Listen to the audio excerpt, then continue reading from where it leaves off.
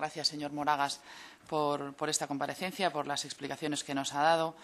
Lo cierto es que mi grupo ya en la primera comparecencia en esta Cámara del ministro de Defensa, al poco de tomar posesión, pidió que la estrategia de seguridad nacional se elaborara conjuntamente por todos los grupos políticos y que no fuera el documento de un experto, ni siquiera de un grupo de expertos. Y en ese sentido, pues celebramos este debate que tenemos la posibilidad de albergar hoy aquí. Sin embargo, ha hecho usted insistentes invocaciones a la política de Estado. La propia estrategia de seguridad nacional tiene un carácter evidentemente continuista y ha hablado usted de que compartamos este texto y, claro, para nosotros resulta imposible compartir algo a lo que no se nos ha llamado a compartir más que en esta sesión en la que ni siquiera se van a debatir propuestas de resolución, ni siquiera se va a votar esta estrategia de seguridad nacional. Según ha publicado la prensa, el Partido Socialista ha participado incluso en la redacción de esta estrategia. Pero, hombre, como política de Estado, 2 partidos a nosotros nos parece que no es suficiente, ¿no? Yo entiendo que ustedes crean que ustedes 2 son el Estado, entiendo que entra dentro de la fuerza tan poderosa que es la inercia de los últimos 30 años, pero como parte de un intento de dejar de negar la realidad, creo que deberían ser conscientes de que la alternancia, al menos en este momento, no tiene visos de ser perpetua y creo que deberían hacer un esfuerzo por incluir a otras fuerzas políticas que estamos interesadas verdaderamente en contribuir a la seguridad nacional y a la política de defensa en general y de seguridad, no como mera invocación retórica, sino verdaderamente de realizar nuestras aportaciones que creemos que son interesantes y pertinentes. Ha hablado usted de ese informe anual que se va a presentar ante las Cortes dentro de esta Estrategia Nacional de Seguridad y creo que esa será la oportunidad, la próxima oportunidad en la que, si el Gobierno así lo decide, los grupos parlamentarios podamos hacer nuestras aportaciones en forma de propuestas de resolución que se pueden votar e incorporar a un dictamen como se hace en muchos otros aspectos, en otras comisiones, en otras políticas. Entrando ya en la sustancia en sí de esta estrategia de seguridad nacional, creemos que el enfoque amplio que contiene la definición de seguridad nacional que se hace en este documento es adecuado. Creemos que ahora de lo que se trata es de poner en marcha esa estrategia, es decir, de pasar de las musas al teatro, como se suele decir, y nos parece que quizá se fía demasiado a la nueva ley que tendrá que dar cobertura legal a esta estrategia de seguridad nacional, es decir, la implantación de esa estructura permanente que va a haber en Moncloa, de esos comités especializados, esos procedimientos de integración. Mi primera pregunta es si el Gobierno confía en tener tiempo a lo largo de esta legislatura para poner en marcha todos estos mecanismos, teniendo en cuenta las dificultades y las dificultades que toda nueva estructura requiere y, en particular, esta estructura del sistema de seguridad nacional que, como hemos visto en la propia organización de ese Consejo de Seguridad Nacional, pues es muy dispar y está compuesto por numerosos miembros de distintos ministerios y de distintos órganos. En cuanto a los riesgos y amenazas que quedan identificados en esta estrategia de seguridad nacional, así como en las líneas de acción estratégica que se definen, a nosotros nos ha llamado especialmente la atención esa mención que se hace a la necesaria, desde luego imprescindible, provisión de capacidades militares que permitan el cumplimiento de nuestro papel en las misiones internacionales y un nivel de disuasión que sea creíble, que sea verosímil. Como usted probablemente sepa, en los últimos tiempos son numerosos los expertos que en distintos foros y en distintas publicaciones, en algunos casos del ámbito especializado de la defensa, en otros casos en publicaciones de carácter general, han llamado la atención sobre las dificultades que puede tener el Ejército español para mantener sus capacidades militares a consecuencia de los recortes que se están aplicando en el presupuesto del Ministerio de Defensa.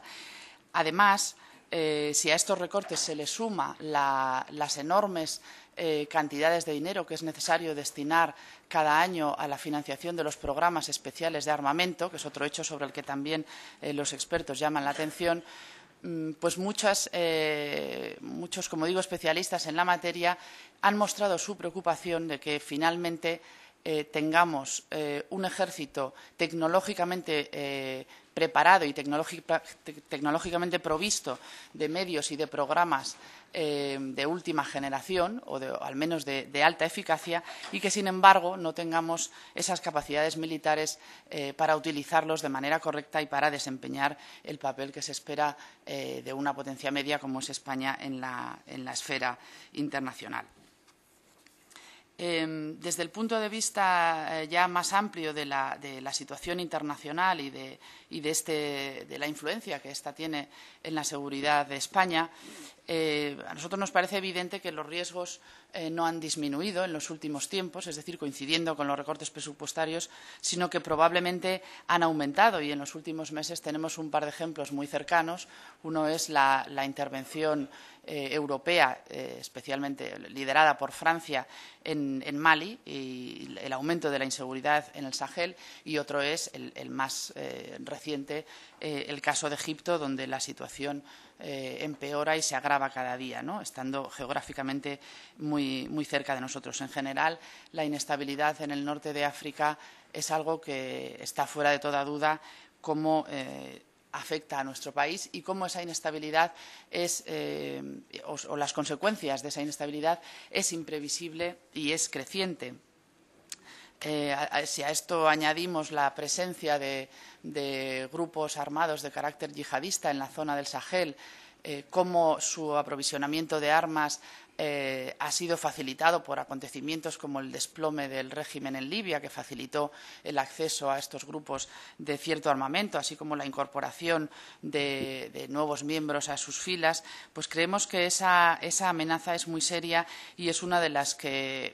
más deberíamos tener presente. A nosotros nos parece que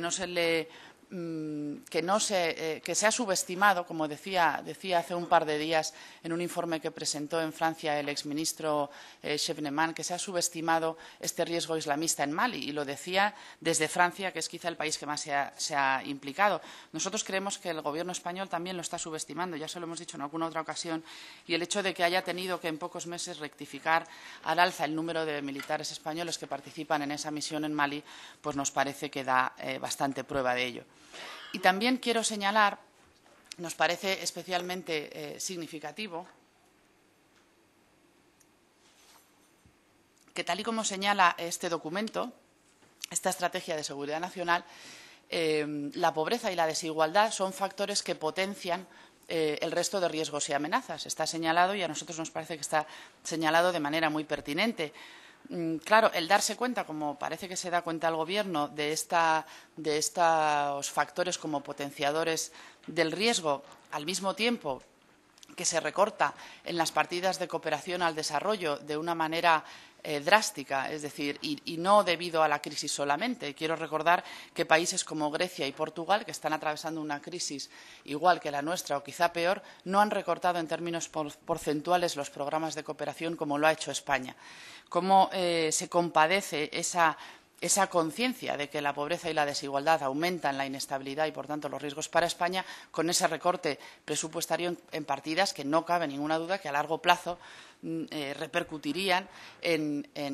la disminución de la pobreza, en la disminución de la desigualdad y, por tanto, a largo plazo también en la seguridad de nuestro país.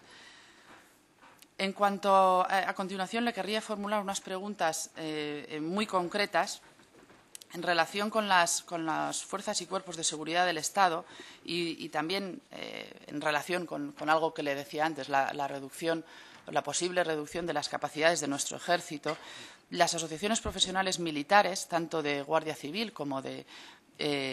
Cuerpo Nacional de Policía, como de los propios miembros de las Fuerzas Armadas, señalan reiteradamente la escasez de recursos humanos y materiales. Y le quiero preguntar si se van a cubrir todas las vacantes producidas en todas las escalas y cuerpos de estos cuerpos que le he mencionado. Cuando habla la Estrategia de Seguridad Nacional de la adaptación de las Fuerzas Armadas a las nuevas realidades y retos, ¿en qué consiste esta adaptación? Me gustaría que explicara si en esta situación de crisis económica esa adaptación significa algo más que meramente recortes y cómo tiene el Gobierno previsto llevarla a cabo. si tiene pensado el Gobierno convocar nuevas plazas para el Cuerpo Nacional de Policía para reponer efectivos próximamente. En cuanto al terrorismo nacional, del internacional ya he hablado, nos parece muy llamativo que apenas se mencione a la banda terrorista ETA, cuando lo cierto es que las detenciones se siguen sucediendo en Francia, aunque en nuestro país hayan disminuido por diversos factores,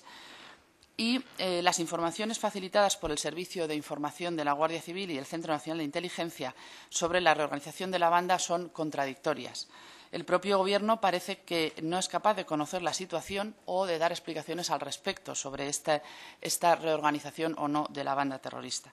Este grupo parlamentario le ha preguntado en relación a estas informaciones de reorganización de la banda terrorista ETA y el Gobierno se ha negado a contestar. Yo le pediría aquí que nos contestara. También en cuanto al terrorismo, cobran importancia últimamente, sobre todo en relación con el reciente atentado de Boston, lo que se llaman los lobos solitarios. Nos gustaría saber si el Gobierno tiene algunas medidas concretas en relación a este terrorismo individual. Y en cuanto a la ciberseguridad, pues recientemente hemos tenido noticia a través de los medios de comunicación, el llamado caso Snowden, de que Estados Unidos ha estado vulnerando sistemáticamente a través de sus redes de satélites la seguridad de las comunicaciones telefónicas y electrónicas de una buena parte de los países de la Unión Europea. Hemos tenido que esperar a que este agente de la CIA haya hecho estas revelaciones y mi pregunta es si los propios medios españoles, los medios de inteligencia españoles, no han sido capaces de detectar estas intrusiones y, en caso de que lo hayan hecho, qué medidas de carácter diplomático ha tomado el Gobierno español al respecto. Cuando se habla en este documento de planes de prevención, detección, investigación y respuesta a las ciberamenazas, nos preguntamos si también incluye espionaje llevado a cabo por parte de los que suponemos son nuestros propios aliados, como en este caso. Si existe en la actualidad algún plan de prevención efectivo que esté en funcionamiento, si cree que el marco jurídico actual en relación con el espionaje, puedo ir un poco más despacio para que le dé tiempo a anotar,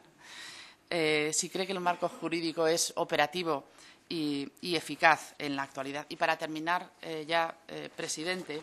solamente una pregunta más en relación al apartado en el que se habla de protección ante emergencias y catástrofes. Nos parece que hay un déficit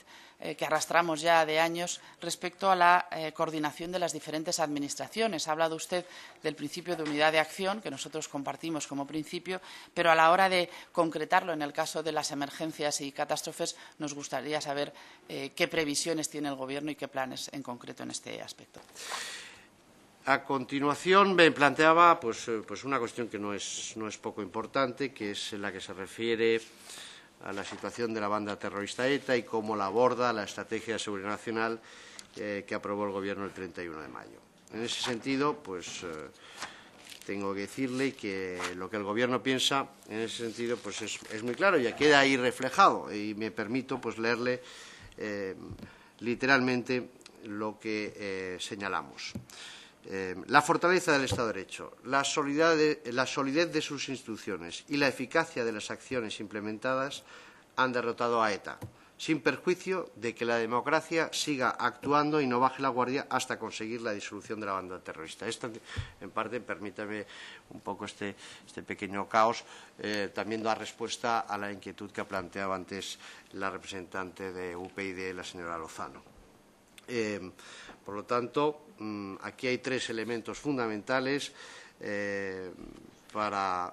culminar esa derrota total de ETA que debería llevar a la disolución de la banda terrorista, que es la labor inestimable a lo largo de los años, durante la democracia española, que han realizado las fuerzas y cuerpos de seguridad del Estado, la actuación también encomiable por parte de jueces y fiscales y, sin duda, también el paraguas que, en mi opinión, en opinión del Gobierno, pues ha sido fundamental para llegar a este punto y que debe seguir siéndolo en el futuro, que es la cooperación internacional. Con respecto a su inquietud que hace referencia al peligro, la amenaza del terrorismo que usted llama yihadista, Tengo que recordarle que lo contemplamos y con mucha seriedad y preocupación, evidentemente, en la estrategia y recordarle que España cuenta con una estrategia aprobada en 2012 relativa al terrorismo internacional y la radicalización. Bueno, es problema de terminología, pero vendría a ser lo que usted menciona. Y que esa estrategia, a su vez, está en consonancia y en línea con la estrategia contra el terrorismo internacional aprobada por la Unión Europea en el año 2005 y que sigue en vigor. Y con respecto a los trabajos en la comisión del 11M, no el 15M que usted ha mencionado, pues desde luego son un cuerpo, me atrevería a decir, doctrinal que inspirará los trabajos del Gobierno en la lucha contra el terrorismo y que valoramos mucho, porque evidentemente lo que vivió nuestro país ese día, pues no lo olvidaremos nunca y es de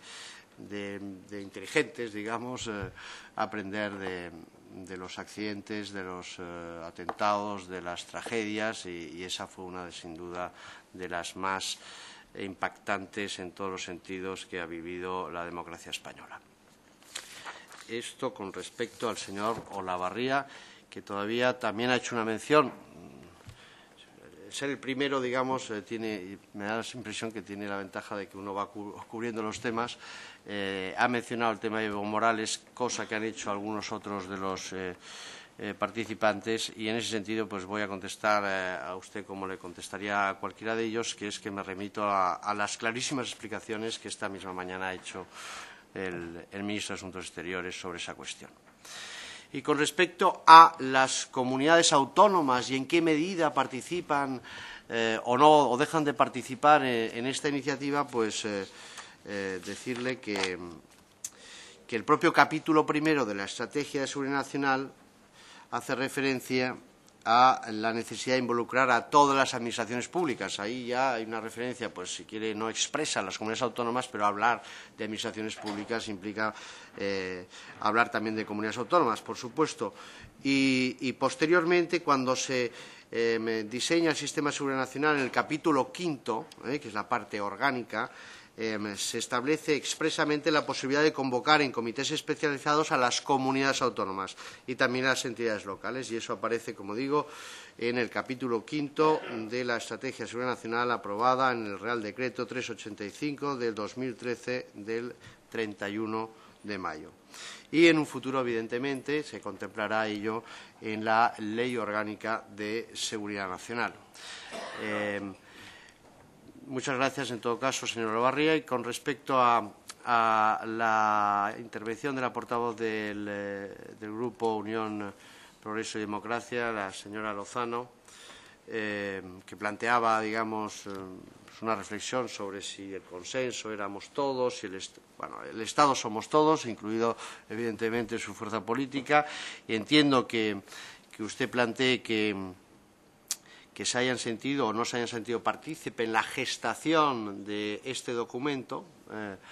pero también tengo que decirle que trabajamos un documento ya existente, que era la Estrategia Española de Seguridad. También tengo que decirle, para animarle a su grupo y a usted a participar de este ejercicio, que creo que es un ejercicio que fortalece al Estado, que clarifica, moderniza nuestro sistema de seguridad y que no se puede, digamos, desarrollar con eficacia si no es con la participación de todos, y las fuerzas políticas que representan a los ciudadanos españoles en la sede de Seguridad Nacional son fundamentales. Como decía, tenemos como objetivo y como compromiso presentar un informe anual en donde habrá un debate, en donde su participación pues será muy bienvenida y por eso contamos con ustedes. En todo caso, señalar que la Estrategia de Seguridad Nacional, en su fase de gestación y de concepción, pues era un documento reservado. Hoy es un documento público que ofrecemos y presentamos a las Cortes y que sirva de ejemplo, sin ánimo de realizar comparaciones odiosas. Pues países de nuestro entorno no suele abrirse ese tipo de documentos a los partidos de la oposición. Eso también creo que es bueno que miremos en nuestro entorno y veamos lo que hacen nuestros amigos y aliados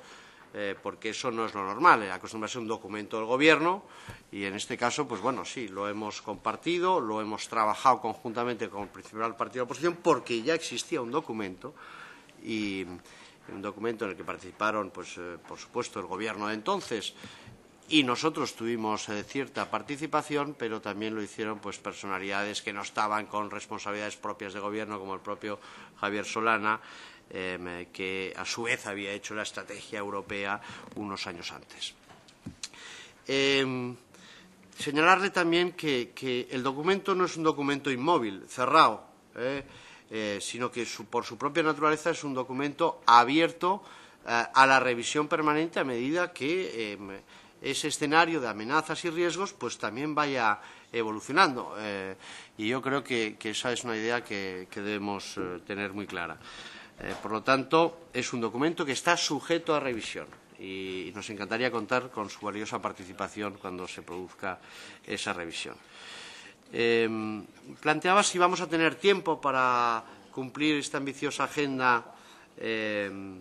relación con la Ley Orgánica de Seguridad Nacional. Pues le reconozco que el plazo de 6 meses es un plazo muy ambicioso, lo reconozco, pero vamos a intentarlo. Vamos a intentarlo y esa es la voluntad del Gobierno. Me planteaba también la posibilidad o el tema de que los recortes presupuestarios en el Departamento Ministerial de Defensa podría redundar en perjuicio de nuestras capacidades para hacer frente a nuestros compromisos internacionales. Y en ese sentido, pues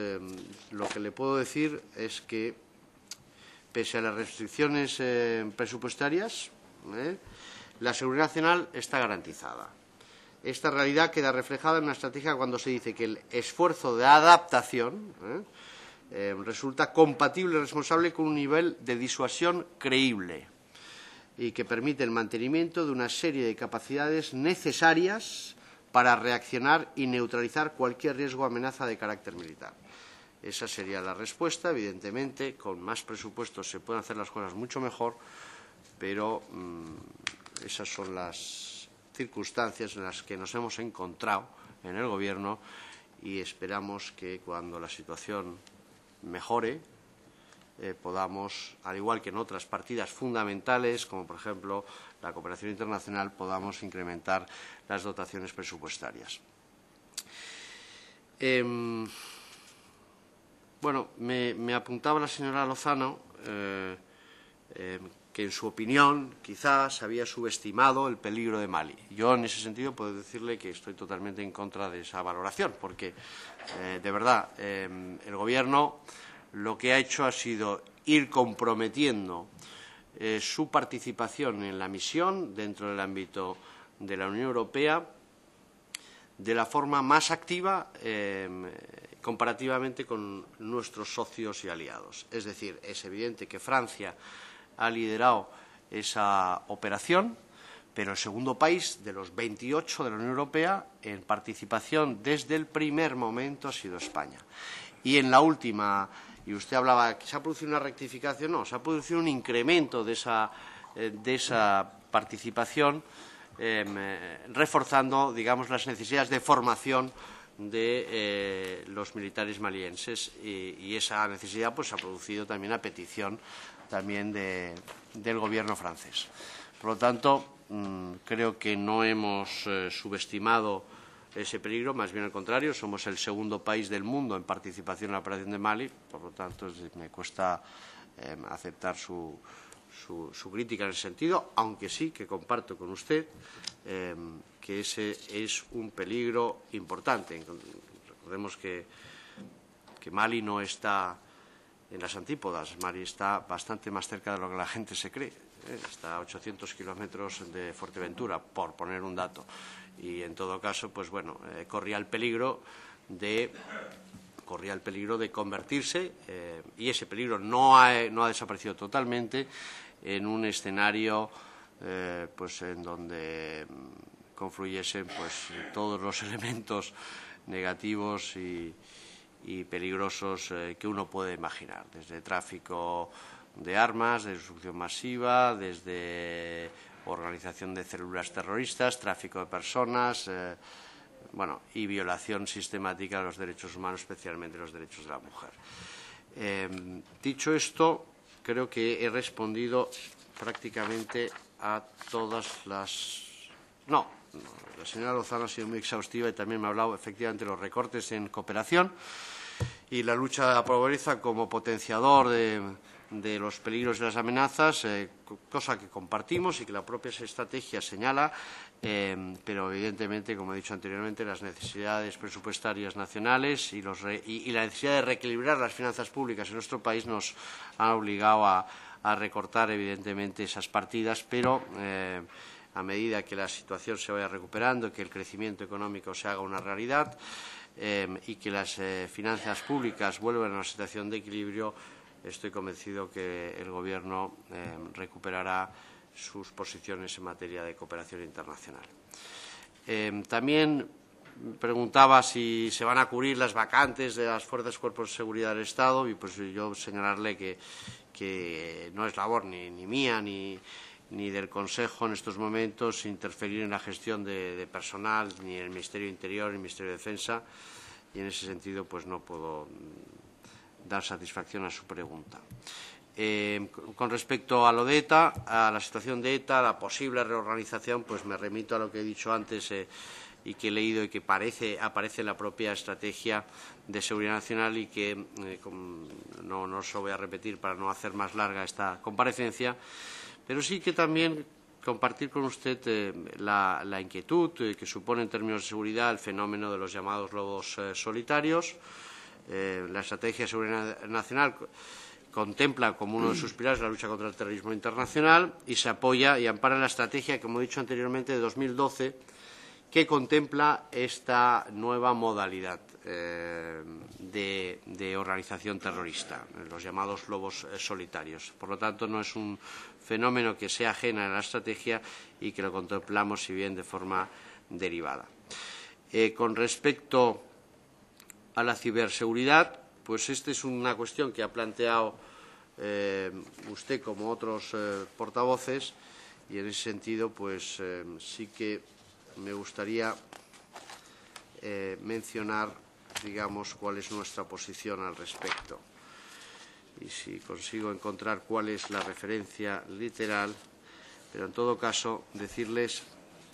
que no consta este Gobierno que se hayan producido ataques ni espionaje por parte de Estados Unidos y en ese sentido pues permítanle que les tranquilice